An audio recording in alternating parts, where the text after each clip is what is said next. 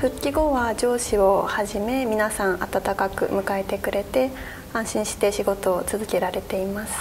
一からやっぱり上司が右も左も分からなかったんですけど、その時に、一から教えてもらったっていうのもあって、で、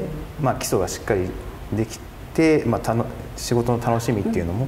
そこで感じれたかなと思います。すごくシステム理解するのに時間かかっちゃったり苦労したんですけど、先輩方のおかげで今ではスムーズに仕事をすることができてます。